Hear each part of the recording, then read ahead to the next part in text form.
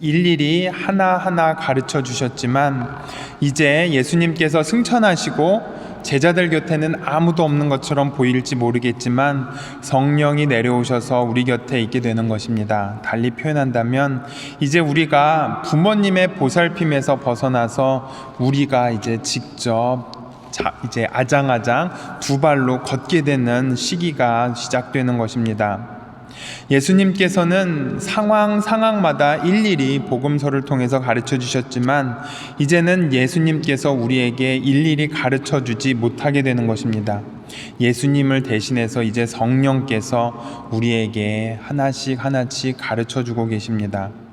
그렇다면 교회의 시작이 꼭 성령 강림 대축일을 기점으로 시작되는지 다시 한번 깊이 생각해 보아야 하겠습니다.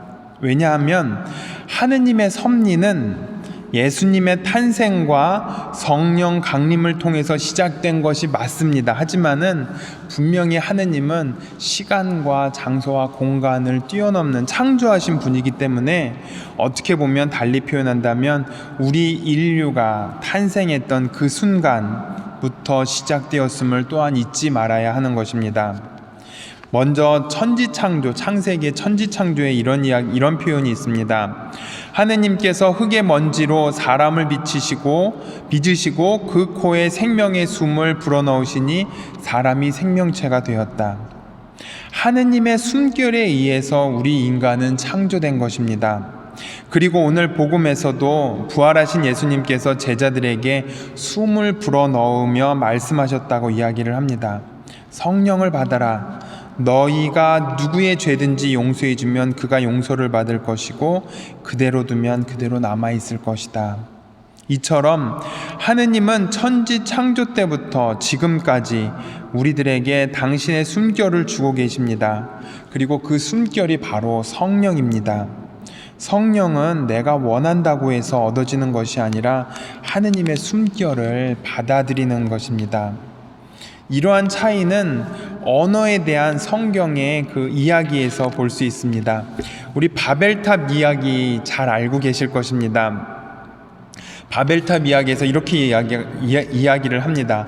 자, 성읍을 세우고 꼭대기가 하늘까지 닿는 탑을 세워 이름을 날리자. 그렇게 해서 우리가 온 땅으로 흩어지지 않게 하자라고 말한 그 순간 하느님은 그들의 말을 뒤섞어 놓고 서로 남의 말을 알아듣지 못하게 만들어 버리십니다.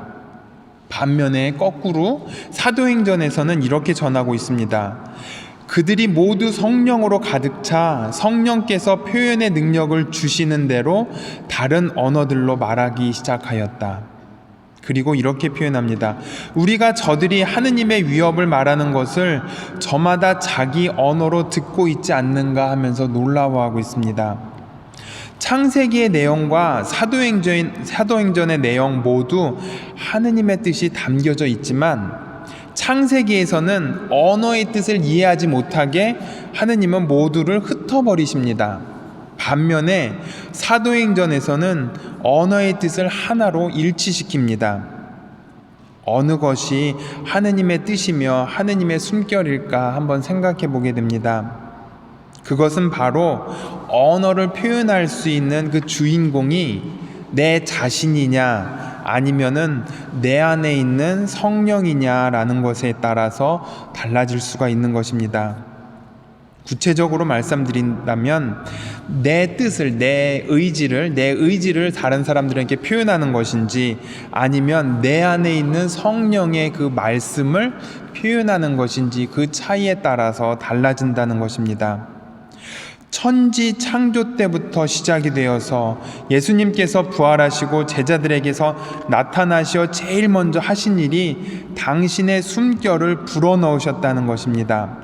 즉 하느님의 숨결은 내가 원해서 가지고 싶은 것이 아니라 하느님께서 직접 불어넣어 주신 것입니다. 그렇기 때문에 내가 마음대로 내가 무언가를 표현하겠다 하면은 우리는 서로 의사소통이 안 되는 것입니다. 반면에 하느님의 숨결을 받고 내 안에서 하느님의 숨결을 다시 한번 다른 사람들하고 나눌 때 우리는 이렇게 서로 통할 수 있고 서로 나눌 수 있는 것입니다. 문제는 바로 이러한 자세가 우리에게 있느냐 없느냐였습니다. 즉 성령이 우리에게 내려오심은 내가 간절히 원해서 내려오는 것이 아니라 내가 성령을 받을 준비가 되어 있을 때 내려온다는 것입니다. 즉 예수님, 저는 이제 성령 받을 준비가 되어 있습니다, 어서 내려오소서라고 한다면 성령은 내려오지 않을 것입니다. 오히려 거짓 성령이, 거짓 악령이 내려올 수 있습니다. 반면에 예수님, 제가 이 성령이 제 마음에 내려오시도록 제 마음을 움직여 주십시오 라고 기도한다면 성령은 우리도 모르는 사이에 내 마음 안에 내려오게 되는 것입니다. 처음의 기도와 나중의 기도 차이는 내 삶의 주인이 누구냐에 달려 있는 것입니다. 처음에 드렸던 기도, 예수님, 저는 성령 받을 준비가 되어 있습니다, 내려오소서라고 하는 것은 주인은 성령이 아니라 내 자신, 내 욕심이었던 것이었습니다. 그래서 성령을 나의 도구로 사용하는 것이었습니다. 반면에 주님, 이제 저는 주님, 제가 성령을 받을, 제 마음에 내려오시어 저의 마음을 움직여 주소서라고, 성령이 제 마음에 내려오시도록 저 마음을 움직여 주소서라고 기도한다면 내 자신의 주인은 바로 내가 아니라 내 안에 있는 성령이 되는 것입니다. 그리고 성령이 내 삶을 움직이는 것입니다. 바로 여기에 차이가 있는 것 같습니다. 우리는 오늘 성령이 우리 마음에 내려올 수 있도록 우리 마음을 깨끗이 하는 노력을 해야겠습니다. 내 삶의 주인은 나일 수 있지만 더 궁극적으로 들어간다면 바로 내 안에 있는 성령입니다 라고 고백하는 신앙인이 되었으면 좋겠습니다. 바로 그때 성령은 우리도 모르는 사이에 내려오셔서 우리를 움직이실 것입니다. 성령은 우리가 모르는 사이에 오시는 분 같습니다.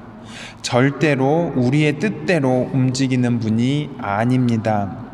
그러기에 우리는 우리의 뜻을 포기하는, 달리 표현한다면 좀 더 우리를 순수하고 또 깨끗한 마음 자세를 지녀야 하도록 하겠습니다. 바로 그때 성령은 우리에게 내려오시고 성령의 은혜와 열매를 맺고 우리 안에서 떠나실 것입니다. 이제 내 마음에 참된 성령이 내려오실 수 있도록 우리의 순수함을 찾는 기도를 해야 하겠습니다. 그 순수함은 내 삶의 주인은 내가 아니라 성령이고 성령의 숨결 안에서 우리의 삶이 움직여지도록 노력하는 그 삶을 살아가는 것입니다. 다시 한번 묵상하면서 정말로 성령이 우리 마음 안에 오실 수 있도록 우리 마음을 열어두는, 그리고 순수하게 만드는 노력을 해야겠습니다. 잠시 묵상하겠습니다.